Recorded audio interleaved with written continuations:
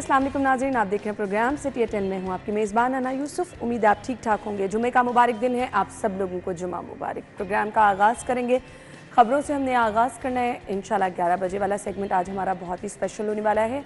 हमारे मेहमान हमें ज्वाइन करेंगे, आपके बर्थडे भी विश करेंगे। लेकिन सबसे पहले क्योंकि लाहौर का चैनल है और लाहौर में जिन लोगों ने सर्व किया हम उन्हें हमेशा याद रखते हैं। साबिक सदर मुस्लिम लीग नून लाहौर परवेज़ मलिक, जिनको आज हमसे बिछड़े 3 साल हो गए हैं। सो उनकी खिदमत पार्टी के लिए तो एक तरफ, हमेशा से इंसानियत की खिदमत के लिए भी वो पेश रहे। कुछ उनके ऐसे मंसूबे भी हैं जो आज तक भी जो हैं वो चल रहे हैं और बिलाशुबा जो है वो उनका अगर जिक्र किया जाए कि उन्होंने हमेशा दुखी इंसानियत की खिदमत की और अपनी पार्टी के लिए बड़ा सर्व किया, तो इसमें कुछ गलत नहीं होगा। हमारे सीनियर रिपोर्टर्स हमारे साथ मौजूद हैं, राव दिलशाद हुसैन साहब और इरफान मलिक साहब। राव साहब, आप तो बीट भी करते रहे, आप खासा उनके साथ भी आपका कुछ वक्त गुजरा होगा, क्या? देखिए, परवेज़ मलिक साहब के हवाले से ये कहना कि आम आदमी की जो आम तौर पर सियासी जमातों में एक राब्ता साजी का जो फुकदान होता है वो हमें नज़र आता है, लेकिन मुस्लिम लीग नून के जब तक सदर रहे और फिर मुतहरिक सदर थे, और मुझे याद है कि 2-3 मरतबा जब रिप्लेस की बात आई तो चॉइस कोई नहीं थी पार्टी के पास, और जिस तरह से वो काम कर रहे थे हर किसी का, लाहौर शहर का हर कारकुन, मैंने कभी ये नहीं सुना किसी से कि वो कहता हो कि परवेज़ मलिक से रब्ता किया और उनसे रब्ता नहीं हुआ, या उनसे मिलने की कोशिश की तो उनसे मुलाकात नहीं हो सकी, या उनको कोई काम कहा तो वो काम कारकुनों का नहीं हुआ। तो ज़ाहिर है बुनियादी तौर पर ये, और फिर देखिए यही बात थी कि वो जहाँ से अब मियां नवाज शरीफ एमएनए हैं वहाँ से रुकने कौमी असम्बली रहे हैं, और फिर अच्छा वक्त हो या बुरा वक्त हो, मुझे याद है वो भी वक्त जब परवेज़ मुशर्रफ के दौर में लीडरशिप जिला वतन थी और ये सेक्रेटरी फाइनेंस से पंजाब के उस वक्त, और तमाम तर जो इलेक्टोरल कैंपेन्स होती थी उनको ये लीड करते थे, और ज़ाहिर है एनर्जी भी थी, कमिटमेंट थी, एक मैच्योर पॉलिटिकल वर्कर थे। हालांकि उनका जो ताल्लुक़ है वो सनतकार घराने से है, और उसके बाद फिर ज़ाहिर है जिस तरह से उन्होंने वो किया, और वो आम आदमी की एग्जैक्टली उन तक हर कारकुन की रसाई आसान थी, जो कि सियासी जमातों बहुत एग्जैक्टली वो हर जगह पर पहुंचना, खुशी गमी में कारकुनान के साथ खड़े भी होते थे। कारकुनान ही नहीं बल्कि लाहौर शहर की अगर आप ताजर बरादरी की बात करें तो वो उनके माँ बहन आपको नज़र आते थे, अगर कोई मजहबी कोई इवेंट है तो वहाँ पर नज़र आते थे, पॉलिटिकली वो एक, तो हर लिहाज से जो था वो उनका एक बड़ा मोतबर किरदार रहा है, और 3 साल अब ज़ाहिर है बीत भी गए। अल्लाह ताला उनको जवारे रहमत में जगह अता फरमाए, और मैं वही झलक जो है वो उनके साहबजादे अली परवेज़ मलिक उसी पैटर्न पे हैं, और जब तक अली परवेज़ मलिक के पैटर्न पे रहेंगे तो ये कामयाब भी होते रहेंगे, और कारकुनान में इनकी जो एक जो मोहब्बत और अकीदत का इजहार है, ये ज़रूरी नहीं होता कि हर काम जो आप क़यादत के पास लेके जाएं, मुकामी क़यादत के पास या मुकामी रुकने असम्बली के पास, ज़रूरी नहीं है कि वो हर काम हो, लेकिन राब्ता रहना और फिर उस काम के लिए खलूस नियत से एफर्ट करना, ये मैटर करता है। कारकुनान को भी ये इल्म है कि ज़रूरी नहीं है कि हर काम हो।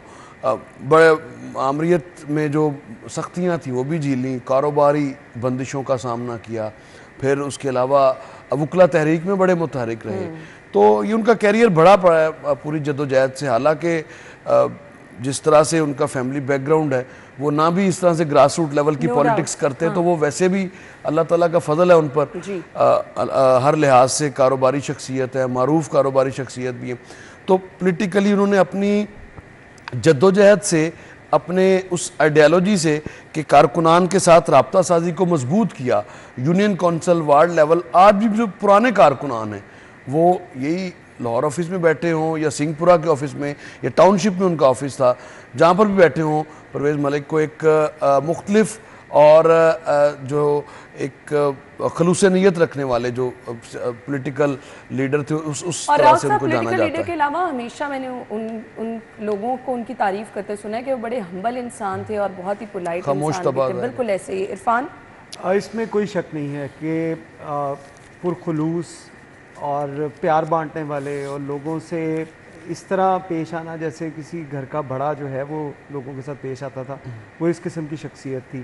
اور اس کے ساتھ ساتھ اگر ان کا پولیٹیکل کیریئر جیسے راؤ صاحب نے بڑا ڈیٹیل میں ڈسکس کیا، میں سمجھتا ہوں کہ لاہور میں جو منجے ہوئے سیاستدان اور اثر و رسوخ رکھنے والے سیاستدان ان کے اندر ان کا شمار ہوتا تھا. اور پاکستان مسلم لیگ کے لیے ان کی کافی خدمات تھیں جس کو ہمیشہ پاکستان مسلم لیگ نے بھی آن کیا ان کی خدمات کو. نہیں تو آپ دیکھتے ہیں کہ بہت سے آپ کو ایسے ورکر، بہت سے ایسے کارکن آپ کو نظر آتے ہیں جنہوں نے بہت کچھ کیا ہوگا اپنی پارٹیز کے لیے، لیکن پارٹیز ان جو ہے وہ بھول جاتی ہیں یا ان کے ساتھ جو اس طرح رویہ اچھا نہیں رکھا جاتا.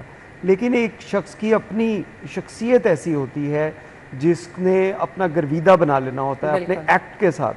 تو ان کا ایکٹ ایسا تھا جہاں پہ جو کارکن ان سے محبت کرتے تھے، ووٹر ان کے ساتھ محبت کرتے تھے، وہیں پہ سینئر جو قیادت تھی، جو سینئر جو لیڈرشپ تھی، وہ بھی ان کا ریگارڈ کرتی تھی. اور اس کی مثال جو ہے وہ بہت کم دیکھنے میں آتی ہے. بالکل آپ نے آمریت کے دور میں ان پہ بڑا پریشر تھا پارٹی کو وفاداری تبدیل کرنے کا، بہت زیادہ پریشر تھا. میں اور مجھے یاد ہے بڑے الیکشنز اس وقت بھی کور کرتے تھے، بائی الیکشنز خاص طور پر، اور بیٹھے ہوتے تھے. کبھی دفتر پولیس بند کرتی تھی تو ساری وہ سختیاں جو آج ہم دیکھتے ہیں پولیٹیکل ورکر کے طور پہ انہوں نے جو اپنا داغ بٹھائی ہے. میں سمجھتا ہوں کہ مسلم لیگ نون میں اگر بہت کم اس طرح کی جو شخصیات ہیں جو کہ عوامی سطح پر جن کو پذیرائی حاصل ہے، جن کو خوشی غم 3 4 6 نام آپ لیں گے میکسیمم، بالکل ایسے ہی ہے، وہ اپنے ورکرز کے درمیان رہتے ہیں. تو ہم دعا گو ہیں اللہ تعالیٰ ان کے درجات بلند کرے، ان کی فیملی کو صبر دے. جی بریک کا ٹائم ہوا ہے، ڈیٹیلز ہم بعد میں ڈسکس کریں گے. بریک کے بعد آ کے اسٹے ود اس.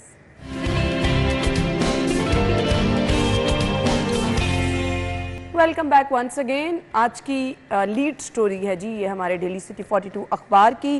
ظاہر چودھری صاحب کی خبر ہے اور خبر یہ ہے کہ فلو کا پھیلاؤ، ویکسین نایاب، خریداری میں غفلت بڑا خطرہ بن گیا. ماہرین کہتے ہیں فلو شاٹس جو ہیں بچوں کے لیے بہت زیادہ ضروری ہیں اور اس سے پہلے یہی ٹائم ہے یہ فلو ویکسین لگوانے کا. لیکن ہوا یہ ہے کہ محکمہ پرائمری ہیلتھ نے فلو ویکسین کی 25,000 خوراکیں خریدنے کا عمل شروع کیا تھا 2 ماہ قبل. محکمے میں اکھاڑ پچھاڑ کے بعد خریداری رک گئی. عرفان ملک صاحب، الارمنگ چیز ہے کہ آپ نے محکمہ صحت کے اندر پروکیورمنٹ آفیسر جو ہے ان کی ہم ہمیشہ پلاننگ میں لیٹ کیوں کرتے ہیں عرفان صاحب؟ وہ اسماک پلاننگ ہو، وہ ڈینگی کے حوالے سے ہو، مطلب جب ٹائم آ جاتا ہے لوگ متاثر ہونا شروع ہو جاتے ہیں، ہمیں تب خیال آ جاتا ہے. بالکل، ہم جب سر کے اوپر پڑتی ہیں چیزیں اس کے بعد ہمیں ہوش آتا ہے کہ ہم نے کچھ کرنا، تب تک بہت لیٹ ہو چکی ہوتی ہے. اس کی سادہ سی مثال یہی ہے کہ آپ دیکھیں کہ ہاسپٹل کے اندر جب بھی کوئی آفت آتی ہے، کوئی بیماری آتی ہے، کوئی ایشو آتا ہے، تو اس کے بعد پتہ چلتا ہے کہ ہنگامی اجلاس طلب کر لیے گئے. ان اجلاس کے اندر فیصلہ کیا گیا کہ فوری یہ چیزیں جو ہیں وہ خریدی جائیں، وہ چاہے مہنگی ہوں، وہ چاہے سستی ہوں، جیسے تیسے کر کے وہ چیزیں لے کے آئی جائیں، جس کا نقصان عام آدمی کو ہوتا ہے. عام آدمی کو اب بھی آپ کسی بھی وقت جو ہے کسی بھی ہاسپٹل میں آپ چلے جائیں، سرکاری ہاسپٹل میں، وہاں پہ آپ صرف 10 سے 15 منٹ کسی ایمرجنسی کے باہر کھڑے ہو جائیں، آپ کو پتہ چلے گا کہ لوگ کس کرب کا شکار ہیں. ایک تو ان کا پیارا اندر ٹریٹمنٹ کے لیے موجود ہے، اور کبھی اس کو بھیجا جائے گا کہ یہ میڈیسن آپ بازار سے لے کے آئیں. اگر وہ بلڈ بینک میں جائے گا تو اسے کہا جائے گا کہ بلڈ بینک نہیں، وہ بیگ نہیں ہے، وہ آپ خرید کے لائیں. کبھی کوئی ہر چیز میں ایشوز. اور دیکھیں کہ 2 ماہ پہلے جو پلان کیا گیا تھا کہ ہم نے فلو کے لیے ویکسین لینی ہے، اس میں لوگوں کی ریشفلنگ کی گئی، کوئی ادھر لگا دیا گیا، کوئی ادھر لگا دیا گیا. اور اس کے بعد کیا ہوا کہ آپ کا پروکیورمنٹ کا عمل جو ہے وہ رک گیا، کیونکہ پروکیورمنٹ آفیسر ہی نہیں آپ کا اب تک لگا جس نے ساری چیزیں خریدنی ہیں، جس نے پرچیز کرنی ہے، وہی آفیسر نہیں ہے. تو آپ کس طرح امید کریں گے کہ ہاسپٹل کے اندر ادویات پوری ہوں گی؟ فلو اور اس کے ساتھ ساتھ دیگر جو اچھا، مجھے یہاں پر راؤ صاحب بڑی حیران کن چیز یہ لگ رہی ہے کہ منکی پاکس، فلو، کرونا کے مشتبہ کیسز کو ڈیل کرنے والے ہیلتھ پروفیشنل کو رواں سیزن ویکسین لگنا تھی. اب یہ وہ ہیلتھ پروفیشنل خدا نخواستہ جب حالات کرونا کے آپ نے دیکھے اتنے خوفناک تھے، تو ہیلتھ پروفیشنلز کی صحت پہلے ہے، ان کو یہ ویکسین پہلے لگنی ہوگی. نہیں تو بات ہے، یہ میں حیران ہو رہا تھا کہ ظاہر چودھری صاحب کی سٹوری میں یہ بڑی خبر ویسے یہ بنتی ہے کہ جنہوں نے آپ کو آپ کے لیے خدمات سر انجام دینی ہے یہ جنہوں نے آپ کی کو لک آفٹر کرنا ہے خدا نخواستہ کسی بھی ہنگامی صورتحال میں، تو اس کے وہی محفوظ نہیں ہے. جب آپ کا اپنا جو طبی عملہ ہے اس کی ہی آپ کو پرواہ نہیں، تو پھر عام آدمی کو تو آپ چھوڑ دینا، عام آدمی کو تو آپ نے واقعی وہ اس میں. لیکن جب ہم سنتے ہیں کہ ویل کلینک آن ویل چل رہا ہے، کنٹینرز ہسپتالوں وہ جا رہے ہیں، مختلف اضلاع میں جا رہے ہیں، ان کی تعداد بڑھائی جا رہی ہے، تحصیلوں میں ان کو بھجوایا جا رہا ہے. بالکل اچھی بات ہے، بھجوائیں. ٹیسٹ کی سہولت آسان ہونی چاہیے، اور یہی حکومت کا کام ہے. گورنمنٹ کا کام ہی یہ ہے کہ وہ اس کو بینیولنٹ ہونا چاہیے. اور اس جانب ہم جب اب ایک طرف تو اس طرح کے اقدامات ہم دیکھتے ہیں، اور یہ وہ سارے اقدامات ہیں جن میں خطیر رقم خرچ کی جاتی ہے. اور آپ کو پتہ ہے کہ جہاں پر فنڈز خرچ ہوتے ہیں تو وہاں پر پھر ورک آرڈر سے لے کر جو تمام تر جو فائلز ہیں ان کو پہیے بھی لگوانے پڑتے ہیں، اور وہ ساری چیزیں، یعنی ہر اس کام میں جس میں پیسہ زیادہ سے زیادہ انوالو ہوگا وہ زیادہ پیسے والا کام جلدی ہوگا، کم پیسوں والا کام جو ہے وہ پرائرٹائز نہیں کیا جاتا. یہ روایت اللہ کرے کہ یہ ختم ہو، اور پرائرٹی جو ہو بچوں کو فلو ویکسین لگوا لیں، پرائرٹی جو ہو وہ عام آدمی کی، عام بچے کی، ہمارے بچوں کی صحت پتہ نہیں کب ہوگی. ہسپتالوں میں وہ آفیسر ہی تعینات نہیں ہے جس نے یہ پروسیس سارا کروانا ہے. تو اس طرح کی صورتحال ہے. اب بڑے متحرک نظر آتے ہیں. صوبائی جو وزیر ہیں primary and secondary health care کے، خواجہ عمران نذیر صاحب، ان کے پاس وسیع تجربہ ہے، اور اس کے باوجود ہم یہ دیکھ رہے ہیں کہ اس طرح کی جو خریداری میں جو غفلت ہے، یہ تو بالکل اس کا نوٹس وزیر اعلیٰ پنجاب کو بھی لینا چاہیے، اور وزیر صحت کو بھی اس کا نوٹس لینا چاہیے، اور فوری طور پر اس کے اقدامات کو یقینی بنانا چاہیے. پہلے سب سے آپ اپنا طبی عملہ جو ہے اس کو محفوظ بنائیں، اور اس کے بعد پھر ظاہر انہوں نے سروسز دینی ہے. ہیلتھ پروفیشنلز ہی اگر انفٹ ہیں یا فلو اور مختلف کسی بیماری کا شکار ہے، ان کے لیے ویکسین نہیں ہے تو باقیوں کے لیے کیا کریں گے؟ تو اس پہ اب ہیلتھ منسٹری کا ظاہر ہے یہ پہلے تو نہیں، اب یہ 1 مہینے کا ٹائم ہے، اس کے بعد تو سردی والا ٹائم پیریڈ شروع ہو جائے گا، تو یہ بہت نارمل ہے. آج اگر آج اس سے جو بڑی چیز ہے کہ آپ دیکھیں فلو ایک نارمل فلو ہے، وہ تو ہے ہی ہے، لیکن اس کے ساتھ کیونکہ یہ سموک کا ایشو چل پڑا ہے پچھلے کئی دنوں کے ساتھ، بالکل کووڈ-19 بھی اس کے ساتھ، کووڈ بھی اسی کے ساتھ، اور اس کے ساتھ ساتھ کووڈ کے کئی پیشنٹ بھی آ رہے ہیں. فلو ہی پہلی علامت ہے، کووڈ بھی پیشنٹ جو ہیں ان کے بھی آ رہے ہیں. فلو سے ہی ساری چیزیں چلنی ہیں. جب آپ سانس جو ہے وہ صاف ستھری فضا میں نہیں لیں گے تو یہ سارے ایشوز تو آپ کے ہوں گے. نہ تو وہ ایڈریس کیے جا رہے ہیں کہ سموک کے اوپر ہم قابو پا سکے، نہ ہی ہاسپٹل کی حالات جو ہیں وہ ہم مجھے لگتا ہے یہ عرفان صاحب کے جو ہے وہ جو ڈاکٹر جو باتیں کرتے ہیں بیوروکریسی ہے نا، وہ بے لگام واقعی گھوڑا ہے. وہ اپنے مفاد کا جو ٹاسک ہے اس کو تو بڑی تیزی سے کیا جاتا ہے، نمبر گیم میں اپنی پوزیشن بہتر کرنے کے لیے. یہی بیوروکریسی تھی. نہیں، میں آپ کی بات سے اتفاق نہیں کروں گا. یہی بیوروکریسی تھی جب نگران وزیر اعلیٰ پنجاب کام کرتے تھے تو ہاسپٹل بھی بنتے تھے، ادویات بھی پہنچتی تھی، سارے ایشو بھی ایڈریس ہوتے تھے. یہی وہ بیوروکریسی تھی. اس کے لیے پھر آپ کو ہسپتالوں کے ہاسپٹل میں جانا پڑے گا.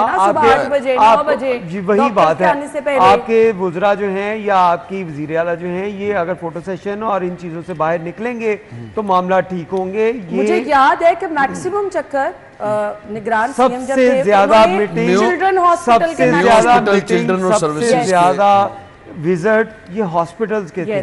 سب سے زیادہ میٹنگ جو اس بارے میں کی گئی تھی وہ ہاسپٹل اور صحت کے حوالے سے کی گئی تھی. تو میں اس بات سے اتفاق نہیں کروں گا.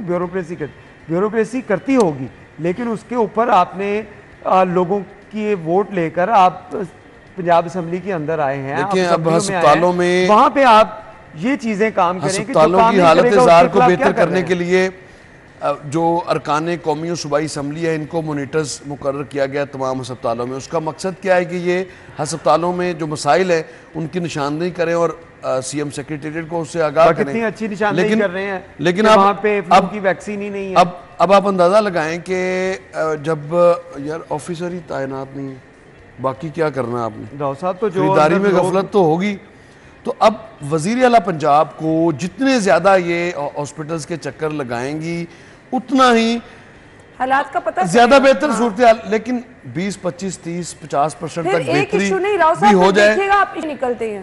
मैं जैसे आपको बताया कि लेकिन उनको राम करना आता है। हॉस्पिटल की इमरजेंसी के बाहर सिर्फ 10 मिनट खड़े हो जाएं, आपको वहाँ पे तमाम इश्यूज नज़र आ जाएंगे। आपको पता चलेगा डॉक्टर वहाँ पे ट्रीटमेंट कर रहे हैं, डॉक्टर वहाँ पे काम कर रहे हैं या नहीं कर रहे। फिर आपको पता चलेगा मेडिसिन मिल रही है, वहाँ पे बेड अवेलेबल है, वहाँ पे आपको जो है वो अस्पतालों में मिल रहे हैं। ये सारी अस्पतालों में अटेंडेंस बड़ा मसला है सर। बुनियादी अटेंडेंस पूरी नहीं है हम अस्पतालों में, 100% नहीं है प्रोवाइड कर पा रहे। हमारा बहुत बड़ा मसला है। आपने मास्क का जिक्र किया, किसी हॉस्पिटल काउंटर पे आपको मिल जाए तो फिर कहिएगा ये बुनियादी सहूलियात ही नहीं मिलेंगी तो ये फ्लू वैक्सीन और ये कोविड की वैक्सीन ये तो बहुत आगे की चीज़ें हैं। अलबत्ता अब टाइम आ चुका है, अगर पहले ना प्लानिंग की तो फिर परेशानी इससे हो सकती है। हम ब्रेक के बाद ज्वाइन करेंगे, हमारे साथ रहिए।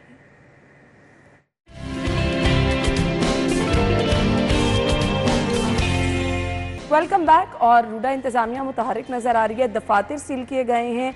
रावी शहर में गैर कानूनी हाउसिंग स्कीमों के खिलाफ ऑपरेशन किया गया है। राव साहब, ये बड़े अरसे से इस तरह से river Ravi urban development authority जो है वो मुख्तलिफ जो हाउसिंग सोसाइटीज़ थी जो रूडा एरिया में आती हैं, जो कि 1,02,000 एकड़ से 1,25,000 एकड़ तक का ये एरिया, इसकी जो बाउंड्री है उसको डिफ़ाइन किया जा चुका है। उसका जो गूगल पर इमेजेस हैं या उसका अगर मैपिंग है वो मुकम्मल की जा चुकी है। अब उस एरिया में जो गैर कानूनी हाउसिंग सोसाइटी होगी उसके ख़िलाफ़ कार्रवाई अमल में लाई जाएगी। तो इसी तरह से ये एक ऑनगोइंग प्रोसेस है और पनपने नहीं दिया जा रहा, बावजूद इसके कि बहुत सारे लोग जो हैं वो कोशिश हैं कि वो गैर कानूनी तामीरात करें या रूडा एरिया में जिनकी अराजी फॉल करती है वो वहाँ पर कंस्ट्रक्शन करवाएं कोई सनत के नाम पे। अगर ख़ास तौर पर आप जाएं तो सगियाँ के आसपास काफ़ी ऐसा एरिया है जिसको कि इनक्रोच्ड किया गया है, वहीं से ही उनको खाली वागजार करवाने के लिए ये ऑपरेशन जो है वो किया जा रहा है। लेकिन इससे बेहतर ये तजवीज़ भी है कि जितनी जल्दी हो सके आप लैंड एक्विजिशन का प्रोसेस ही मुकम्मल कर लें ताकि हो ही ना, जैसे अभी 3-4 हाउसिंग सोसाइटीज़ के हवाले से ये ख़बरें आ रही हैं कि NOC जो उनको जारी किया गया, जैसे न्यू मेट्रो सिटी है या किंग्स टाउन है, इस तरह से कुछ पार्क व्यू को NOC जारी किया गया। तो इन सोसाइटीज़ के साथ साथ अगर आप लैंड ही ख़रीद लेंगे तो फिर इसका सिलसिला मज़ीद रुकेगा, बल्कि थम जाएगा एक दफ़ा। और अब इस हवाले से ये रोज़ाना की बुनियाद पर ऑपरेशन करने की ज़रूरत है। और चूँकि ये इस पर पहले बहुत ज़्यादा इस पर बात हो चुकी हुई है, बल्कि अब तो नई जो डॉक्यूमेंट्री है वो भी इसके पेज पर अपलोड कर दी गई है कि क्या विजन क्या है इस पर। और हाल ही में हमने देखा कि साबिक वज़ीर-ए-आज़म व सरबराह मुस्लिम लीग नून ने वज़ीर-ए-आला पंजाब मरियम नवाज़ शरीफ के हमरा जो है वो वहाँ का दौरा भी किया है और उनको भी ब्रीफिंग दी गई है।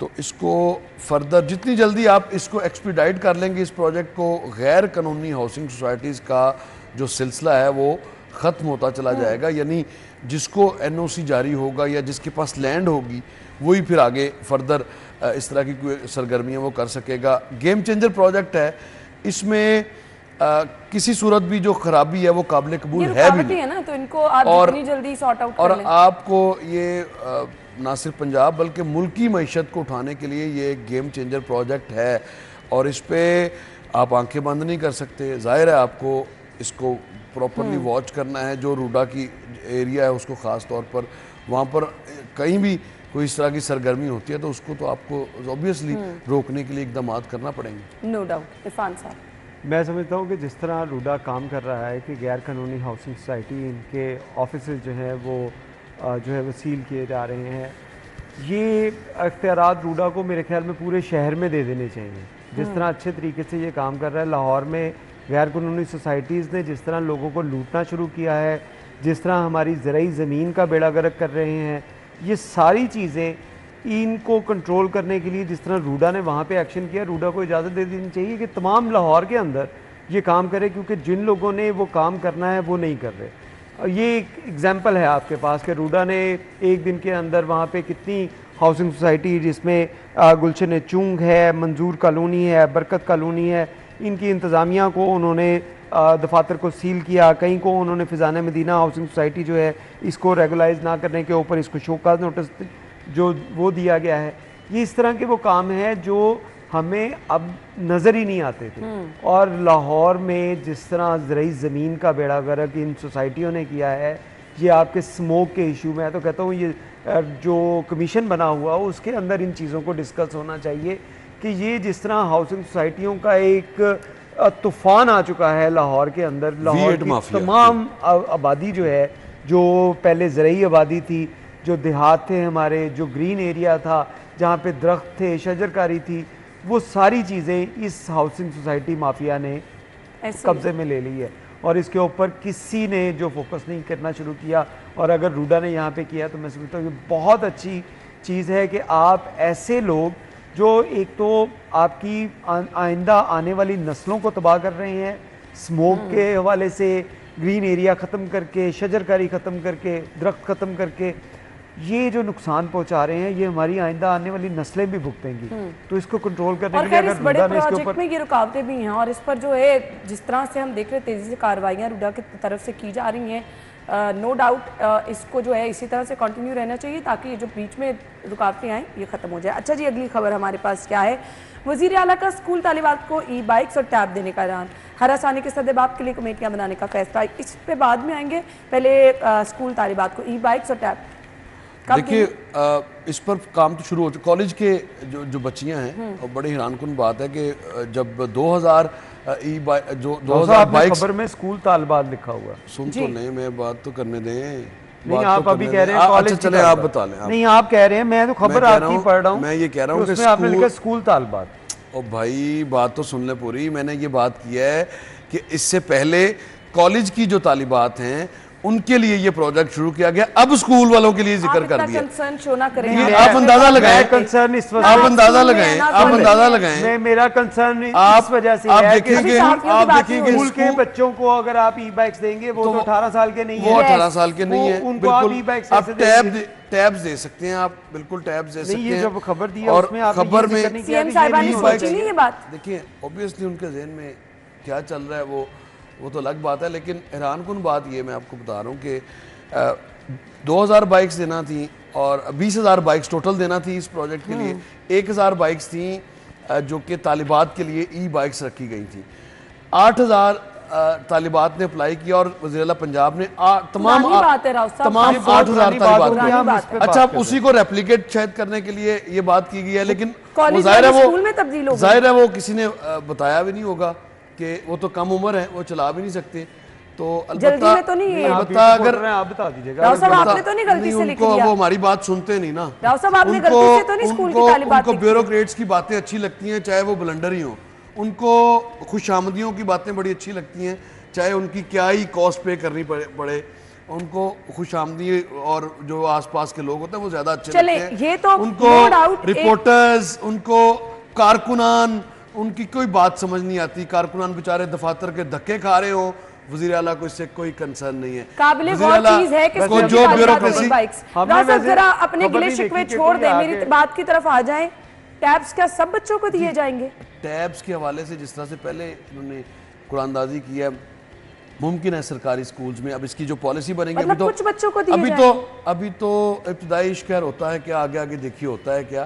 یہ تو ابھی اعلان کیا ہے اور اس اعلان کے بعد ظاہر ہے نہیں پلان تو ہے گورنمنٹ آف پنجاب کا, اور جو بات وزیر اعلیٰ کرتی ہیں ان کو آن بھی کرتی ہیں. یہ ایک بات ہے. ای بائکس کے حوالے سے تو ظاہر ہے کم عمر والی ہم نے بھی نشاندہی کر دی. عرفان صاحب کو بڑا مسئلہ ہوا اس سے, پریشانی کی بات ہے, پریشانی کی بات ہے ہم تو کم عمر ڈرائیورز کو کہتے ہیں روڈ ہے. وہ اگر بائک لے کے سڑک کے اوپر آئے گا, بالکل درست بات, آپ اس کی جو ہے بالکل درست بات ہے. ہیلمٹ نہ پہنے یا بچے بائکس چلائیں تو ان کو جرمانہ, تو پھر سرکاری. تو مجھے لگتا ہے کہ ٹیب والا جو ٹیب دینے کا جو ٹیب دینے کی اسکیم ہوگی یہ قابل عمل بھی ہے, اور اس کو آپ کو جدید گیجٹ سے راستہ کرنا بھی وقت کی یہ ضرورت ہے, اس کو ڈیلے ہونا بھی نہیں چاہیے. مجھے یاد ہے شہباز شریف دور میں جو لیبز بنی تھیں مختلف اسکولوں میں, وہ ناکارہ ہو چکی ہیں. یہی چیزیں ہیں جو آگے لے کے جانے کی ضرورت ہے بچوں کو. اب تو ابھی بھی آپ جدید دیکھیں ہے, اب سرکاری جو اسکول ہیں وہاں پہ آپ کو نظر آئیں گے, اگر وہاں پہ کمپیوٹر پڑھایا جا رہا ہے تو وہ سن 1980 والا جو کمپیوٹر ہے وہاں پہ ابھی بھی لیب میں وہ موجود ہے, جس کے اندر مانیٹر بھی ہے, جس کے اندر سی پی یو بھی ہے, جس کے اندر کی بورڈ بھی ہے. وہ چیزیں اب جو ہے وہ ختم ہوتی جا رہی ہیں, لیکن ہمارے اسکولوں میں وہ پڑھا رہے ہیں ابھی بھی.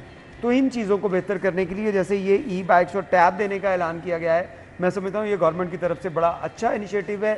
ای بائکس نو ڈاؤٹ ان بچوں کو دینے چاہیے جو 18 سال سے اوپر چلے جائیں, جن کے شناختی کارڈ یا ڈرائیونگ لائسنس ہو, کالج اسٹوڈنٹ آ جائے, جلد بازی میں کر دیا گیا. یہ شاید راؤ صاحب نے غلط خبر جو ہے وہ لکھی ہے کہ یہ اسکول طالبات, یہ بھی ہو سکتا ہے کیونکہ خبر تو راؤ صاحب کی ہے. راؤ صاحب جو وزیر اعلیٰ نے اعلان کیا ہے وہی ہے. اب obviously مس گائیڈ کیا گیا ہوگا یا بتایا نہیں گیا ہوگا کہ اسکول کی جو طالبات ہیں, انہوں نے خبر صحیح لکھی ہے, وزیر اعلیٰ کی طرف سے یہ اعلان کیا گیا ہے. وزیر اعلیٰ کا اعلان ہے, یہ راؤ دلشاد کا اعلان نہیں ہے. نہ راؤ دلشاد کی اتنی کیپیسٹی ہے. خبر راؤ صاحب کو یہ دینی چاہیے تھی کہ وزیر اعلیٰ انڈر ایج بچوں کو بھی بائکس دینے کا فیصلہ کر بیٹھی ہیں. یہ خبر آپ کو دینی چاہیے. اس کی پہلے کوئی فیصلہ عرفان صاحب پہلے آپ کو بھی اگر آپ کو بھی ہیرارکی سمجھانے کی ضرورت ہے تو پھر باقیوں کا کیا حال ہوگا اگر آپ کو آپ کا یہ حال.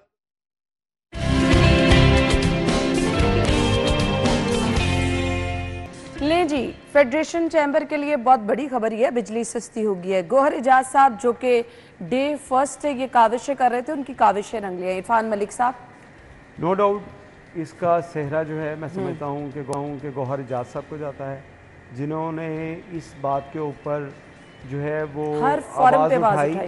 اور اس کے بعد کیا ہوا کہ حکومت مجبور ہوئی, اور اس کے بعد اب 5 کمپنیز جو ہیں ان کو پاور کمپنیز جو ہیں ان کے ساتھ معاہدہ ختم کیا گیا ہے. ابھی آپ کہیں کہ فوری طور پہ ریلیف جو ہے وہ مل گیا ہے. یہ صرف آپ کے بل کے اندر 65 پیسے پر یونٹ کا جو ہے وہ آپ کو فرق پڑے گا. یہ کو بہت زیادہ ابھی آپ کے پاس نہیں ہے کہ آپ سمجھیں کہ بہت بڑی اچیومنٹ ہوگی, لیکن یہ اچیومنٹ ہے کہ آپ نے اس ٹریک کے اوپر تو آئے, اس ٹریک کے اوپر آئے کہ آپ نے بات کرنی شروع کی. یہ جو ہولی کاؤز تھی ان کے بارے میں کوئی بات نہیں کرتا تھا, اور جو یہاں پہ لوٹ مار ہو رہی تھی, آپ بھی بل سے تنگ تھے, یہ بھی بل سے تنگ تھا, میں بھی بل سے تنگ تھا, عوام اس بل سے میں سمجھتا ہوں 2000 بل بل آؤٹ ہے بالکل. اور اس کے بعد یہ صورتحال تھی کہ لوگوں کے پاس بل دینے کے پیسے نہیں تھے, اور یہ فیکٹریاں آپ کی بند ہونے کی بھی ایک بڑی وجہ جو تھی یہ پاور کمپنیاں تھیں کہ آپ کے بل جو بجلی کی قیمتیں اس حد تک بڑھ گئی تھیں کہ وہ کمپنیز جو ہیں وہ فیکٹریز جو تھی یہ افورڈ نہیں کر رہے تھے. تو اس کے بعد یہ آواز اگر گوہر اجاز صاحب نے اٹھائی تو میں سمجھتا ہوں کہ یہ بہت بڑی اچیومنٹ ہے. ٹریک کے اوپر تو آئے, لیکن اس کے ساتھ ساتھ آپ اس کا زہرہ جو ہے کہ کسی کو پہلے تو پتہ بھی نہیں, جن لوگوں نے جا کے احتجاج کیا اور آئی پی پیز کو ظاہر ہے وہ.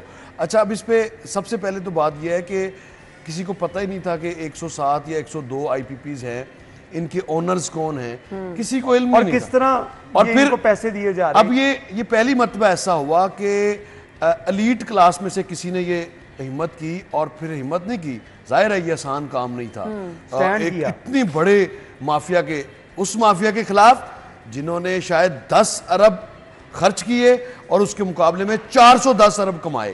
یعنی اس قوم کے ساتھ جتنا ظلم آئی پی پیز نے کیا ہے شاید ہی کسی نے کیا ہو, اور ان ایگریمنٹس کے حوالے سے جتنی جلدی ہو سکے آپ کو نظر ثانی کرنا ہوگی, اور ان میں سے غیر ملکیوں کی جو تعداد ہے وہ نہ ہونے کے برابر ہے. دیکھیے غیر ملکیوں کو تو سمجھانا اوبیسلی ان کے ساتھ تو بات چیت تھوڑا مشکل ہو سکتی ہے, لیکن جو اپنے لوگ ہیں وہ تو کوئی خدا کا خوف کریں, وہ تو ہوش کے ناخن لیں, جنہوں نے بلینز آف روپیز کما لی ہیں, جنہوں نے ان کو تو کم از کم یہ سوچنا چاہیے یہ عام آدمی کا مسئلہ ہے, عام آدمی کا مسئلہ ہے. بجلی کی بڑھتی ہوئی قیمتیں آنے والے دنوں میں بہت بڑے چیلنجز پیدا کرنے والے ہیں. آپ کے پاس جو لوگوں نے آپ نے دیکھا کہ خودکشیاں کی, بالیاں خواتین نے بیچ کر اپنے بل جمع کروائے, اور لوگ بل بلا اٹھے. ایک بھائی نے بھائی کو قتل کر دیا بل کے عوض. یہ وہ مسائل ہیں بنیادی جو رپورٹ ہوئے ہیں. اس کے علاوہ اس کے ساتھ آپ دیکھیں اس کے علاوہ لوگوں کے جو برا حال ہوا ہے. صاحب کی اگر آپ پریس کانفرنس کل سنتے تو اس میں انہوں نے کہا کہ اس ملک کے اندر 10 روپے سے کم یونٹ جو ہے وہ ہونا چاہیے پر یونٹ. ایگزیکٹلی یہ ہو جائے تو اور کیا چاہیے. ہیڈ لائنز کے بعد آئیں گے واپس.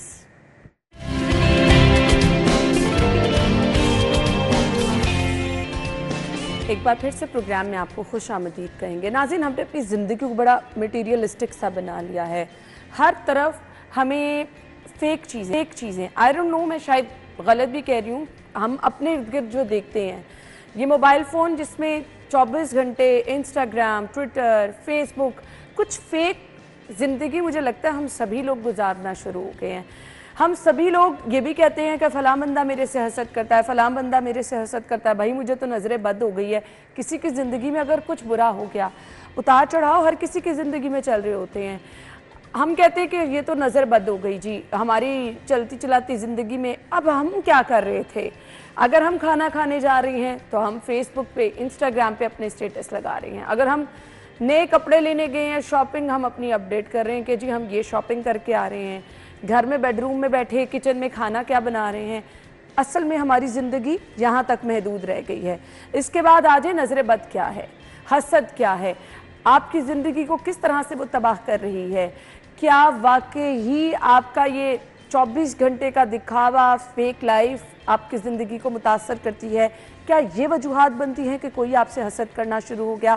میرے خیال سے کہیں نہ کہیں ہمیں خود بھی اپنے آپ کو دیکھنا ہے اور پھر نظر بد اور حسد کی حقیقت کی طرف بھی آنا ہے کہ یہ آپ کی زندگی کو کس طرح سے کھا جاتی ہے. مذہبی اسکالر ہیں جی ہما تقوی صاحبہ ہمیں جوائن کر چکے ہیں, انہیں ویلکم کریں گے. السلام علیکم آپا. جی وعلیکم السلام. کیا حال چال ہے؟ الحمدللہ آپ ٹھیک ہیں؟ اللہ کا کرم. بہت شکریہ آپ کے وقت کے لیے. حسد, نظر بد حقیقت تو ہے یہ. جو میں نے انٹرو میں کہا ہماری زندگی بڑی مٹیریلسٹک ہو چکی ہے, کیا کہیں گے؟ جی بسم اللہ الرحمن الرحیم.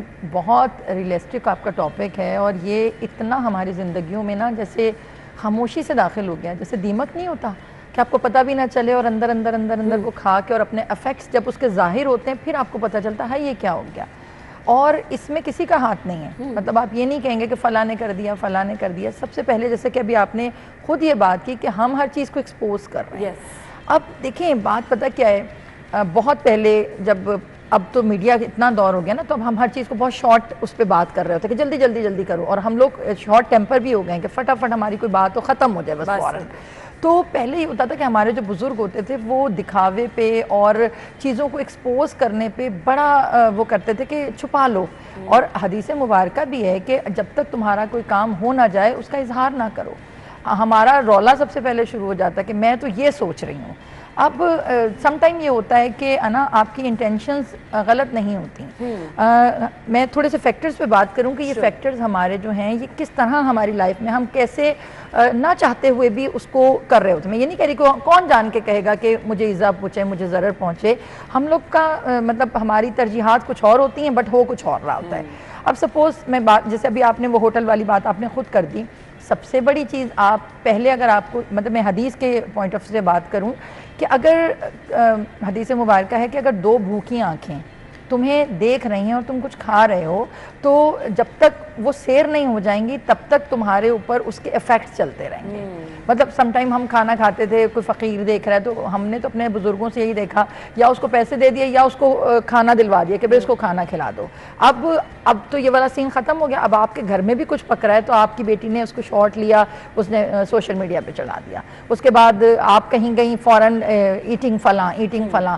اب جب آپ یہ ڈال رہے ہیں, پہلے تو 2 آنکھوں کا رسول اللہ نے کہا تھا, اب ہزاروں آنکھیں آپ کو دیکھ رہی ہیں. اور ان آنکھوں کی ججمنٹس آپ نہیں کر سکتے کہ کون حسد سے دیکھ رہا ہے, کون حسرت سے دیکھ رہا ہے. دیکھیں حسرت بھی تو ہے نا. اب آپ ہمارے گھر میں روز پیزے آ رہے ہیں, شوارمے آ رہے ہیں. کچھ بچیاں ایسی ہیں, جیسے میں اپنے گھر میں بھی بچوں سے یہی کہتی ہوں, میں کہتی ہوں بیٹے ہر تمہاری فرینڈ کا بھی لائف سٹائل, جیسے میں منع کرتی ہوں نا تو بیٹا نہ کر دو, کہتے ہیں ہم صرف جسٹ ہمارا جو ہے نا وہ ہے فرینڈ سرکل ہے. تو میں نے کہا بیٹا فرینڈ سرکل ہے, سارے نہیں دیکھ رہے, بٹ کچھ فرینڈس بھی ایسی ہوں گی جن کا لائف سٹائل تمہارے جیسا نہیں ہوگا. بالکل صحیح. میں نے کہا تو ان کے دل کے اندر ایک خواہش پیدا ہو جائے گی کہ ان کے گھر ہو رہا ہے. تو یہ جو خواہش جب نکلتی ہے, پہلے تو لوگ نظر بد کو مانتے ہی نہیں تھے, مطلب یہ اب سائنٹیفکلی جو لوگ کہتے ہیں نہیں کچھ نہیں ہوتا, مطلب جو ہم بہت ماڈرن ہو گئے ہیں, بہت ہمارے دماغ میں یہ بھی نکل گیا کہ نہیں مانتے. بٹ آپ بیڈ وائبس کو تو مانتے ہیں, آپ کی آنکھوں کے اندر سے جو ریزز نکلتی ہیں اس کو تو مانتے ہیں. تو سائنس نے بھی وہ پروف کر دیا کہ ہوتا ہے. آپ کو پتہ چل جاتا ہے کوئی آپ کو کس نظر سے دیکھ رہا, اور آپ دیکھیں اس میں آپ کی فیلنگ ایک دم سے چینج ہو جاتی ہے, اثر نہ کر رہی ہو. آپ دیکھیں میں نے بکس میں بھی پڑھا اور اپنی احادیث کی بکس میں بھی پڑھا کہ اچانک سے آنکھوں کا بھاری ہو جانا. آپ بچوں کو دیکھیں ان کی پلکیں کھڑی کھڑی ہو جاتی ہیں. بچے کیونکہ معصوم ہوتے ہیں نا, وہ بتا نہیں سکتے, ادھر ان کو نظر لگی, ان کی جو آئی لیشز ہیں وہ تھوڑی سی نا اسٹریٹ ہو جاتی ہیں, اور اس کے بعد ان کو کبھی ناک بہنا شروع ہو جاتی ہے, کبھی ان کی آنکھوں سے دھڑ دھڑ پانی گرنا شروع ہو جاتا ہے. اماں سمجھ رہی ہیں کہ جی انفیکشن ہو گیا. انفیکشن نہیں ہوتا, وہ کسی نے میری بچی تو نا بار بار ایسے اپنے ناک کو ملنا شروع ہو جاتی ہے, مجھے پتہ چل جاتا ہے اس کو نظر لگ گئی ہے. اب ہم مائیں بھی تو جب تک ہماری بچیوں کو کوئی دیکھ نہ لے, ہمیں بھی تو سکون نہیں آ رہا. نیا سوٹ آپ نے پہنایا, آپ نے پکچر ڈال دی, ضروری نہیں ہے کہ آپ میڈیا پہ ہمارے اپنے ارد گرد لوگ بھی ہیں جو آپ کو کر رہے ہیں. اچھا ایک اور چیز جو مطلب مجھے بڑی خوفناک سی لگی, وہ یہ کہ سم ٹائم یہ ہوتا ہے ہم کسی کو تسلی دینے کے لیے بتا رہے ہوتے کہ پہلے میں بھی ایسی تھی, دیکھو اب اللہ تعالیٰ نے مجھ پہ کرم کر دی, اب ماشاءاللہ یہ ہو گیا, تم پریشان نہ ہو. اب ہم اس کو تسلی دینے کے لیے یہ کر رہے ہوتے ہیں, بٹ آپ کو نہیں پتا کہ وہ آپ کی باتوں سے اندر اندر اور زیادہ وہ اس کا شکار ہو گئی, احساس کمتری کا شکار ہو گئی, یا احساس محرومی کا شکار ہو گئی. تو سب سے میں تو آپ کے آڈینس کو یہ کہوں گی, سب سے پہلے زبان سینا سیکھ لیں. آپ کی جو نعمتیں ہیں, آپ کے جو پلانز ہیں, آپ جو کرنا چاہ رہے ہیں, بس آپ اس کو اللہ کے سپورٹ کر کر خاموشی سے اس پہ کام کریں. آپ جب اب یہ اس کو چھوڑ دیں کہ جہاں گئی ہیں وہاں کی مری گئی ہیں تو مری گئی, آپ فیملی کے ساتھ چلی گئی, وہاں کی تصویر ضرور لگانی ہے آپ نے. کچھ چیزوں کو آپ اپنے اندر تک رکھیں. اگر کرنا ہی ہے تو بہت مطلب 3-4 مہینے گزر گئے, اس کے بعد آپ پوسٹ کرتے ہیں. اگلا فون بھی کرے تو آپ کو میں تو یہی ہوں, یہ تو بہت پرانی ہے, تو پھر بھی اس کے تھوڑے سے جو وہ افیکٹس ہیں وہ کم ہو جائیں گے.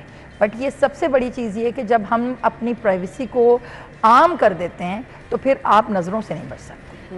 مجھے صرف یہ بتا دیں, نظر بد کیا واقعی آپ کی زندگی خراب کر دیتی ہے؟ آپ کی تمام نعمتیں جانا شروع ہو جاتی ہیں؟ کیا واقعی آپ سے سب کچھ چھننا شروع ہو جاتا ہے؟ دیکھیں پتہ کیا, کچھ چیزیں ہیں جو حقیقت ہیں. ہم لوگ اتنی جلدی, مطلب میں اپنی بات کروں نا تو میں جیسے جادو ٹونے پہ آپ مجھ سے بات کریں تو میں بہت ریئر کیسز میں جا کے اس پہ فیتھ پہ آؤں گی کہ یہ یہاں پہ جا کے ہو سکتا ہے, یہاں پہ نہیں ہے, یہ کچھ نہیں ہے, یہ تمہارا وہم ہے. لیکن نظر بد ایک ایسی چیز ہے کہ جو احادیث کی روح سے حقیقت ہے. مطلب ہم نے کتابوں میں یہاں تک پڑھا ہے کہ نظر بد اونٹ کو قبر تک پہنچا کے دم لیتی ہے. اونٹ کے بارے میں آپ کو پتا سب سے حیوج جانور ہے, اور اس کو بتانے کے لیے بتائے گا کہ کر کیا سکتی ہے. تو حقیقت تو ہے, آپ اس سے انکار تو نہیں کر سکتے. اور جب یہ حقیقی چیزیں, اور اس میں آپ صحابہ کرام نبی پاک کے دور میں رسول اللہ کے پاس ایک صحابی سہیل نام تھا ان کا, ان کو لے کر آئے صحابی, کہتے ہیں اچھے خاصی ابھی بیٹھے ہوئے تھے, ابو امامہ اس کے راوی ہیں اس واقعے کے, تو وہ تشریف لائے رسول اللہ کی بارگاہ میں حضرت سہیل کو لے کے. اور جب وہ آئے تو رسول اللہ نے دیکھتے ہی کہا کہ یہ ابھی کہاں تھے؟ انہوں نے کہا یہ ابھی باہر تھے, اور وہاں پہ ایک شخص تھے ابو عامر, انہوں نے ان کی تعریف کی ہے. اب تعریف کس اس سے کی ہے یہ کسی کو بھی نہیں پتا, لیکن تعریف کرتے ہی وہ زمین سے نہیں اٹھ سکے. انہوں نے جب کہ تم کتنے جوان ہو, تمہاری جوانی بہت اچھی, تمہاری طاقت کیسی, کہ اس کے بعد وہ زمین سے نہیں اٹھے. رسول اللہ نے کہا, بٹھایا, انہوں نے کہا کہ اس کو, اب مجھے نہیں پتا کہ ابو عامر نے کس اس سے کہا ہے, لیکن اس کے یہ جملے, اس کی یہ حسرت, جب ابو عامر کو بلائے گا وہ خود پتلے سے تھے, تو انہوں نے کہا یہ ان کے اندر کا ایک حسد تھا, یا ان کے اندر کی ایک حسرت تھی جو اس کے اوپر افیکٹ کر گئی. پھر نبی پاک نے اس کو بٹھایا, اور بٹھانے کے بعد جو دعا پڑھی اور وہ سب کیا, اور کر کے پھر ان کو بھیجا. ابھی جب دعا پڑھی, یہ مطلب یہ بات ضرور یاد رکھیے گا کہ وہ مرچیں, اور میں اسی طرف آنے والی تھی, پھر اب کرنا کیا ہے نظر بد دور کرنے کے لیے, کس طرح سے؟ نہیں, ہمارا سب سے بڑا, خیر میرے لیے بہت رسپیکٹیبل ہے میرے بزرگ اور میری مائیں, دادیاں, نانیاں, وہ جو جس پیار سے وہ کر رہی ہوتی ہیں, مرچوں کو جلا رہی ہوتی ہیں, لہسن, اور مجھے تو نہیں لگتا ایویں میں کہوں خواہ دیکھیں جب آپ کے پاس آپ وہ تو یہ بھی کہتے ہیں اگر جلنے کی اسمیل آ رہی ہے تو پھر تو نظر لگی نہیں, اگر مرچیں جلنے کی اسمیل ہی نہیں آئی تو واقعی نظر. بیٹا میں کیا کہوں, اچھا میرا ایک ٹوٹکا تم گھر جا کے کرنا, 4-5 مرچیں لے کے نا بغیر اتارے نظر اتارے اس کو ہلکی آنچ پہ رکھنا, اس کی سمیل آئے گی. آپ ایک دم سے اس کو بڑھ کر کے اس میں بڑھتے ہوئے اس کے اندر ڈال دو گی تو اس کی سمیل نہیں آئے گی. بالکل آپ نے صحیح. یہ چولہا تیز کر دو, اس کے اندر ڈالو, کبھی بھی بدبو نہیں آتی. اور اوپر سے میں قربان جاؤں اپنی, مجھے مطلب پیار آتا ہے, میں یہ اس کو کوئی نیگیٹیولی نہیں کہہ رہی. وہ کہتے ہیں غور سے دیکھو اس کے پٹ پٹ جو ہے نا اس میں شکل نظر آ رہی ہے. میں کہتی ہوں جس کی نظر لگی ہے, مطلب مرچوں میں شکل نظر آ رہی ہے, یا وہ پھٹکری لے کے پھٹکری سے اتارتے ہیں اور اس کو توے کے اوپر اس کو میلٹ کرتے ہیں, اور جب وہ یوں کر کے ٹیڑھی ہو جاتی ہے نا تو وہ کہتی ہیں یہ دیکھو اس کی شکل بن گئی. مطلب میں معذرت کے ساتھ میں اس چیز پہ بلیو نہیں کرتی. کیا کرنا ہے؟ تو اب دیکھیں لہسن اور پیاز کے چھلکے ہو گئے, ان سب کو جلانا تو ویسے اسلام میں ممنوع ہے کہ یہ چیزیں آپ جو ہے جو مطلب کھانے کی چیزیں ہیں ان کو آپ جلائیں نہیں. ہمارے یہ مرچوں کا جلانا جو ہے یہ انڈو پاک کہتے ہیں انڈا وار دے, بڑی اچھی نظر. صدقہ ایک علیحدہ چیز ہے. دیکھو صدقہ دیٹس another thing. صدقے میں آپ اجناس دے سکتے ہیں. اگر زیادہ بیماری ہے تو آپ جنس کے طور پر جو ہے وہ جیسے انڈا ہے, گوشت ہے, ماش کی دال ہے, اور مختلف دالیں ہیں, اور جو ہے, اور اس طرح کی مختلف چیزیں, سرسوں کا تیل ہے, اور یہ سب چیزیں آپ صدقے میں دے سکتے ہیں. یہ صدقہ ہوگا. اب صدقہ دینا تو ویسے ہی آپ کو پتہ رد بلا ہے. ہم اس میں آپ یہ والا صدقہ, اب تو ہمارے فقیر بھی سینسیبل ہوں گے, صدقہ ہے ہم نے نہیں لینا. اور سب سے بڑی غلط چیز جو اکثر یہ کرتے ہیں کہ وار کے چوک کے اندر پھینک کے آ جانا, یہ رزق کی بے حرمتی. ایک انڈا اب آپ مارکیٹ میں جاؤ آپ کو پتہ ہے کتنے کا ہے, آپ بتا کے دے دو اگر آپ کو مسئلہ ہو رہا ہے. اگر نہیں بھی بتاؤ گے تب بھی کوئی مسئلہ نہیں ہے. آپ جمعرات کے دن نکالے, اگلے کو بھی پتہ ہے, منگل کے دن نکالے, اگلے کو بھی پتہ ہے کہ یہ کسی صدقے کے طور پہ نکالا ہے. تو صدقہ ایک علیحدہ ہے, لیکن یہ جو نظر اتارنا ہے یہ اس طرح, مطلب ہمارے ہاں جو رسول اللہ کا جو طریقہ تھا, رسول پاک نے کہا آیت الکرسی بہترین شیلڈ ہے, بہترین ڈھال ہے کسی انسان کے لیے. سب سے پہلے تو آپ آیت الکرسی کو ترک نہ کیجیے. آیت الکرسی آپ سونے سے پہلے پڑھیے, گھر سے باہر نکلتے ہوئے پڑھیے. کوئی کام آپ کرنے کا ارادہ کر رہے ہیں تو آپ سورہ بنی اسرائیل کی جو آیت ہے میرے خیال سے 80 ہے, ربی ادخلنی مدخلا صدق واخرجنی مخرج صدق واجعل لی من لدنک سلطانا نصیرا. یہ آیت آپ پڑھیں اور یہ پڑھ کر آپ اپنے کام کا آغاز کریں, گھر سے باہر نکلیں. لیکن اب جب لگ گئی نظر تو اس کے لیے بھی آیت الکرسی ہے. آپ آیت الکرسی کو پانی پہ دم کر کر آپ اس پانی سے وضو کروا دیں. لیکن وضو جو آپ نے کرنا کسی پودے میں کریں تاکہ وہ پانی پہ دم ہوا ہوا ہے تو اس کی بے ادبی یا بے حرمتی نہ ہو اس پانی کی. اور دوسرا یہ ہے کہ معوذتین, مطلب معوذتین قل اعوذ برب الناس اور قل اعوذ برب الفلق, یہ دونوں صورتیں جو ہیں وہ نظر بد اور حسد ایک وقت میں دونوں پہ کام کرتی ہیں. اس کو ہم نے پڑھنا کیسے آتا؟ یہ جو جیسے بچوں کو نظر لگے, اب آپ کی بیٹی ماشاءاللہ, تو اس کو اگر نظر لگ جاتی ہے تو آپ نے اس کے ہاتھوں کو پکڑنا ہے اور اس کے ہاتھوں کو پکڑ کر اس کی دائیں ہتھیلی پر جو ہے قل اعوذ برب الناس پڑھنا ہے 3 دفعہ بمے درود کے, اور لیفٹ کے اوپر قل اعوذ برب الفلق 3 دفعہ. پھر جیسے وہ کریم نہیں لگاتے, یوں کر کے پھونک کر اور اس کے فیس کے اوپر اسی کے چھوٹے چھوٹے ہاتھوں کو پھیر دیں, تو اس سے بھی یہ ہے کہ نظر اترتی ہے. اور جب آپ کپڑے بدل رہی ہوتی ہیں, اس کو تیار کرتی ہیں, میری اپنی لگ جائے گی, آپ کی اپنی لگ جائے گی, تو تب بھی آپ پڑھ کے اس کے اوپر دم کر دیں, ٹھیک ہے نا. اور اس کے بعد جب آپ یہ کہتے ہیں یا حفیظو, آپ اس کا ورد رکھیں, آپ کو نظر نہیں لگے گی. مطلب آپ کے بھی تو ہوتا ہے, ہم سب کچھ نہ کچھ کر رہے ہوتے ہیں جو کوئی نہیں کر رہا ہوتا, ایسے ہی, اور جو آپ کر رہے ہوتے ہیں اگلے کی حسرت بن جاتی, کاش میں بھی یہ کروں. تو آپ یا حافظو یا حفیظو, اس کو آپ مطلب کھلا ویسے ہی پڑھتے رہیں. پھر سورہ قلم کی ایک آیت ہے, نمبر اس وقت میرے ذہن میں نہیں آ رہا, سورہ قلم کے اندر ہے, این یکاد سے شروع ہوتی ہے. تو وہ آیت اگر آپ یاد کر لیں, اس کو پڑھ لیں, تو وہ پڑھ کر آپ وہ بھی دم کر سکتے ہیں اپنے اوپر. ٹھیک ہو گیا. بہترین صدقہ آپا کیا.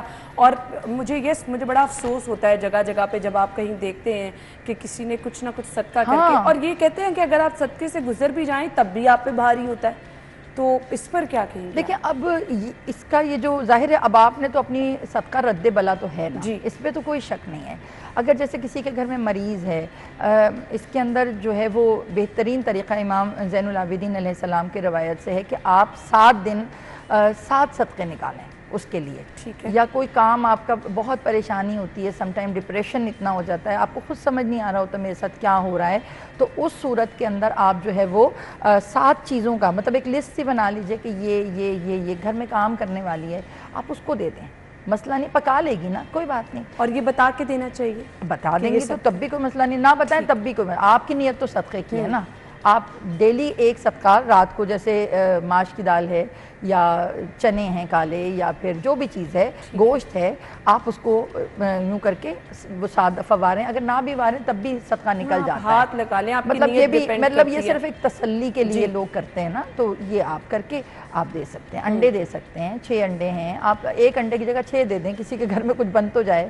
مطلب یہ سب چیزیں غریب لوگوں کو آپ دے دیں، اس میں کوئی مسئلہ نہیں ہے. لیکن وہ جو چوراہے پہ آپ نے بھی بات کی ہے بیٹا، یہ ہے تو رسک ہے نا، چاہے آپ صدقہ اتار کے اس کو پھینک رہے ہیں، وہ رسک ہے. آپ نے سڑک کے اوپر آپ نے گندم پھینک دی اور اس کے بعد آپ کہہ رہے ہیں جتنے لوگ گزریں گے اس کے اوپر سے اتنی بلا ڈلے، اتنی بلا نہیں ڈلے گی، اتنی بلائیں آئیں گی، کیونکہ آپ اس رسک کو. نبی پاک تو ایک جو کا دانہ بھی اگر پڑا ہوتا تو اس کو اٹھا کر دھو کر اس کو کھا لیتے تھے، اور آپ پورا پاؤ گندم لے کے زمین پہ پھینک دیں، تو یہ سینس نہیں بنتا. دیکھیں اسلام دین فطرت ہے، اور ہماری زندگیوں میں کیونکہ ہم بہت عرصہ انڈو پاک میں رہے ہیں، انڈیا اینڈ پاکستان اکٹھا تھا، تو دیٹس وائی ہمارے کلچر کے اندر، پاکستان کے اندر بہت سی چیزیں اڈاپٹیڈ ہیں ایسے جو کہ ہم نے دوسروں سے لی ہیں، اور وہ ہمارے زندگیوں میں اتنا رچ بس گئی ہیں کہ ہمیں لگتا ہے کہ یہی شریعت ہے، یہی حقیقت ہے. تو ان کو آپ اسلام کے پیرائے پہ رکھ کے دیکھیں کہ اسلام رزق کی حرمت کو کیسے لے کے چلتا ہے. کیا اسلام یہ اجازت دیتا ہے کہ میں گندم جو پھینکوں، انڈے پھینکوں؟ ہم تو کہتے ہیں کہ کسی غریب کو دے دو، بچا ہوا کھانا بھی ہے. نبی پاک نے تو یہاں تک کہا تھوڑا ہے تو اس میں پانی ڈال کے کسی کو دے دو، یہ بھی ہے نا. تو آپ اس کو پھینکیں تو یہ ہمارا نہیں ہے. تو جو چیز آپ کو غلط لگ رہی ہے، آپ کا ذہن، عقل سب سے بڑا امام ہے، یہ میری بات یاد رکھیے گا. ہمارے اسلام کا سب سے بیوٹی چیز یہ ہے کہ وہ عقل کے پیرائے پہ. دین فطرت کیوں کہا جاتا ہے؟ کہ وہ نیچر کے اگینسٹ نہیں ہے. تو جب آپ نیچر کے اگینسٹ جائیں گے تو آپ کو خود میس کریٹ ہوتے ہوئے نظر آئیں گے. ایسے ہی تو یہ ہمارے ساتھ پرابلمس ہیں. ایسے ہی آپ. اچھا، ہم اپنی اگر باتوں کو محدود رکھتے ہیں نا تو اس پہ بھی لوگ کوسچن کرتے ہیں کہ بھئی یہ تو کسی کو کچھ بتاتی نہیں ہے، بھئی اس نے تو اپنی زندگی میں سب کچھ کر لیا، کسی کو خبر نہیں لگنے دی. تو یہ اچھی بات ہے نا. کیا ہوا؟ دیکھیں وہ کہتے نہیں کہ محنت اتنی خاموشی سے کرو کہ تمہاری کامیابی شور مچائے. ہاں، تو جب آپ محنت کر رہے ہیں، ایسے کسی نے پلیٹ میں رکھ کے تو نہیں دیا بیٹا، ہاتھ پکڑ کے تو تمہیں کوئی اوپر نہیں لے آیا.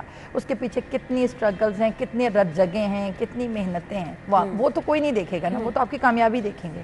تو ٹھیک ہے، آپ جب کسی کی کامیابی دیکھیں تو آپ کہیں ماشاء اللہ ولا حول ولا قوۃ الا باللہ وہو العلی العظیم. ظرف اتنا پیدا کریں اپنے اندر کہ آپ کے اندر سے یہ آواز نکلے کہ خدا تمہیں یہ چیزیں پہننا نصیب کرے، خدا تمہیں اس گھر میں رہنا نصیب کرے، خدا تمہارے لیے اس نعمت کو بہترین ذریعہ حیات بنا دے. جب آپ دعاؤں کی طرف آتے ہیں نا تو آپ رشک میں آ جاتے ہیں. اللہ کی نعمتوں پر ایک آپ کو خوشی ہوتی ہے کہ پروردگار تو نے اس کو دیا، اللہ تو اس کے توسل سے مجھے بھی دے دے. دیکھیں ایک صرف اسٹائل چینج ہوا ہے، صرف ایک جملہ بدلا ہے، لیکن خدا کو وہ ادا اتنی پسند آ جائے گی کہ یہ مومن کی نعمت پہ خوش ہو گیا. بالکل. تو وہ صرف اس خوشی پہ، اس مومن کی نعمت کی عطا پر اللہ آپ کو عطا کرے گا. اور اللہ تعالیٰ کی تقسیم پہ راضی ہونا سیکھ لیں. جو آپ کی قسمت کا ہے وہ آپ سے کوئی نہیں چھین سکتا، وہ کوئی نہیں لے کے جا سکتا. اس بات پہ اگر آپ یقین کر لیں گے نا، شاید وہ آپ کو دیر سے ملنا ہے، اس کے لیے تھوڑا سا انتظار کریں، اللہ تعالیٰ سے دعا کریں. اللہ تعالیٰ کبھی بھی اپنے بندے کے ساتھ کچھ غلط نہیں کرتا. بالکل ایسا ہی. کیا میسج دیں گے آپ؟ دیکھیں یہ بلی بات آپ نے جو کی ہے، آپ خدا کا نام ہے عادل، خدا کا نام ہے کریم. بے شک. اور وہ اپنے بندے پر عادل بھی ہے اور کریم بھی ہے. بے شک. کبھی کبھی وہ کسی کو زیادہ کسی کو کم صرف اس لیے دیتا ہے تاکہ وہ اس کے ظرف کو دیکھ کر دیکھے. زیادہ دینا بھی ضروری نہیں ہے کہ وہ اس کی طرف سے کوئی ہے. بس آپ نے یہ جو آپ والی بات ہے، توکل انسان کو ابدیت کی معراج پہ لے جاتا ہے. اور جب انسان عبد بنتا ہے تو پروردگار کو اس کی عبدیت پسند آتی ہے اور وہ ساری دنیا کی نعمت اس کے قدموں میں ڈھیر کر دیتا ہے. تو یہ چیزیں اپنی زندگی کا حصہ بنا لیں. اللہ تعالیٰ نے جو آپ کو نعمتیں دی ہیں اس پر اللہ تعالیٰ کا شکر کریں، اپنے سے نیچے دیکھیں، آپ واقعی اللہ تعالیٰ کا شکر کرتے ہاتھ لیں گے. بہت بہت شکریہ آپ کا. سلامت رہیے. ناظرین ہم بریک لیں گے، جوائن کریں گے بریک کے بعد. اسٹے ود اس.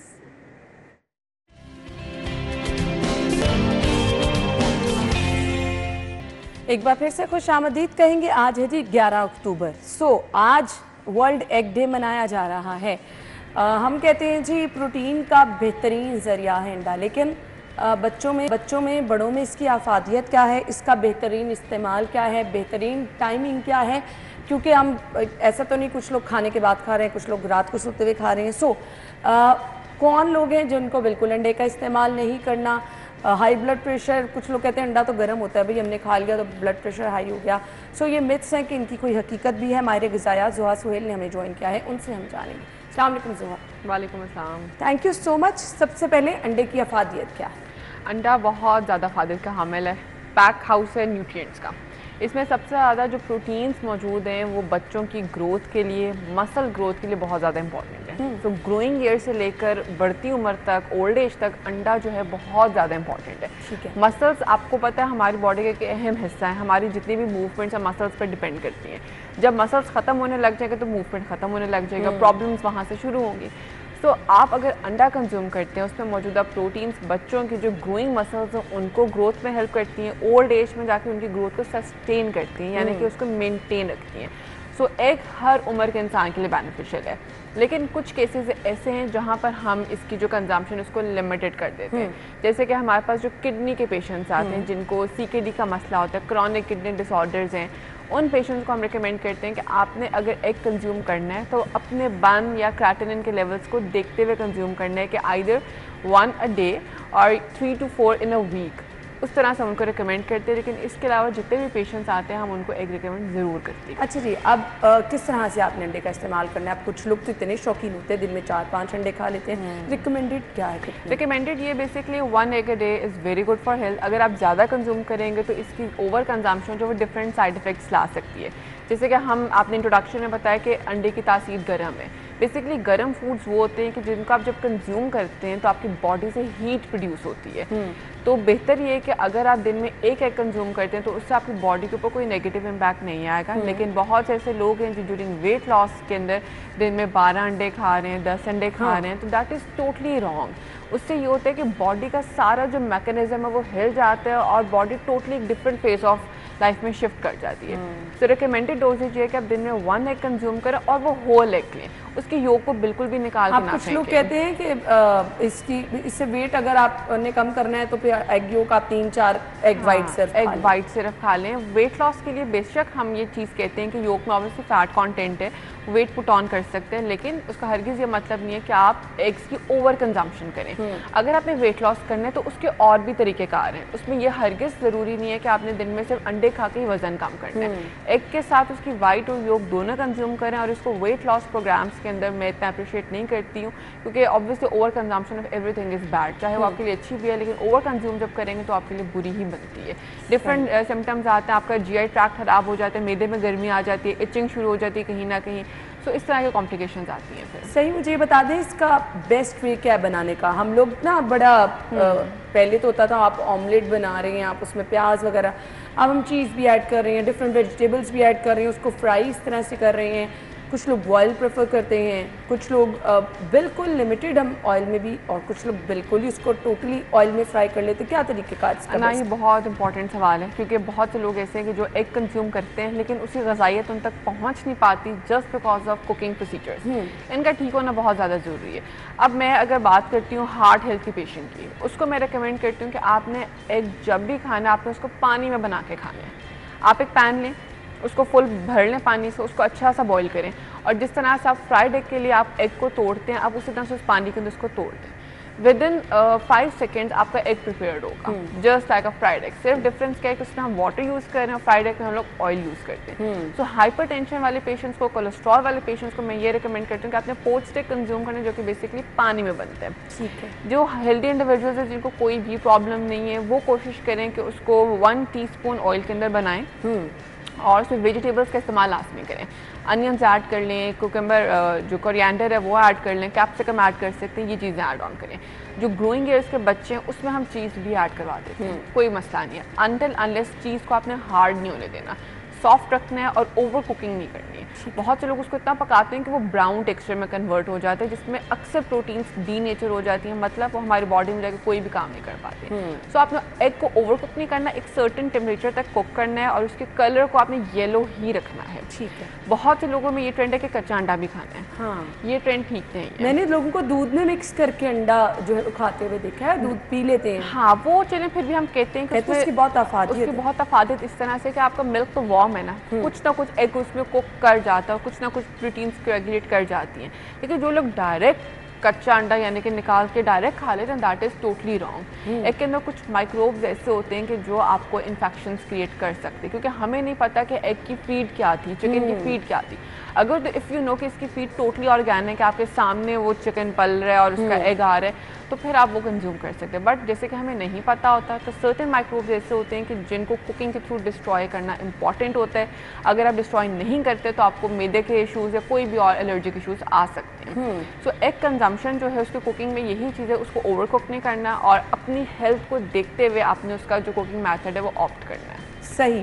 اس کے ساتھ ساتھ مجھے یہ بتا دیں, مطلب اب آگے سردیاں آ رہی ہیں نا, تو یوزلی ہم کیا کرتے ہیں, رات کا کھانا کھایا, اب رات کا ٹائم آپ فری ہیں, آپ نے گرم دودھ لے لیا, چائے لے لی, اس کے ساتھ آپ نے بوائل ایگ لے لی اور ہم 3-4 کھا لیتے ہیں. سو اس سے کیا ویٹ بھی گین ہو سکتا ہے؟ سردیوں کی بڑی کامن ڈش ہے گرم انڈوں کا استعمال, اور بڑے لوگ یہ پسند کرتے ہیں. بہترین وقت انڈے کا یہ کہ آپ بریک فاسٹ کے ٹائم پہ لیں. اس ٹائم پہ جیسے میں نے بتایا کہ ایگ کنزمپشن سے باڈی ہیٹ پروڈیوس کرتی ہے. سو اس ٹائم کے اوپر ہمارے لیے ذرا انرجیٹک بھی ہوتا ہے کہ ہماری باڈی صبح کے ٹائم کے اوپر ہوتی ہے, ایک اچھا فیز آف لائف ہوتا ہے, اسٹارٹ اچھا ہوتا ہے. رات کے ٹائم لیں گے اس کی ڈائجیشن تھوڑی سلو ہو جاتی ہے, تو آپ کھاتے ساتھ ہی ہم سو جاتے ہیں, پورا وقت باڈی میں پراپر طریقے سے ڈائجسٹ بھی نہیں ہو پاتا, جو نیکسٹ ڈے پہ پرابلمٹک ہوتا ہے. اگر آپ کبھی کبھی یہ پریکٹس کر رہے ہیں تو ٹھیک ہے, لیکن اگر آپ نے روٹین بنا لی کہ آپ نے روزانہ ایگ کو رات کو ہی کنزیوم کرنا ہے یا لنچ کے بعد کنزیوم کر رہے ہیں یا کسی ایسے ٹائم پہ کنزیوم کر رہے ہیں جب آپ نے صبح فوراً سونا ہی ہے, تو وہ ٹائم اس کا ریکمینڈیڈ نہیں ہے. اس کے بہترین ٹائم یہ ہے کہ آپ اس کو مارننگ میں لیں یا آپ دوپہر کے کھانے کے ساتھ کنزیوم کر لیں, تاکہ یہ پراپر طریقے سے آپ کی باڈی میں برن بھی ہو جائے اور پراپر طریقے سے آپ کو فائدہ بھی دے سکے. صحیح. سو یہ ہے جی انڈے کی افادیت, اور یہ اس کا جو ہے بہترین استعمال کیا ہے اور بہترین ٹائم کون سا ہے, ہم نے یہ بھی آپ کے ساتھ شیئر کر دیا.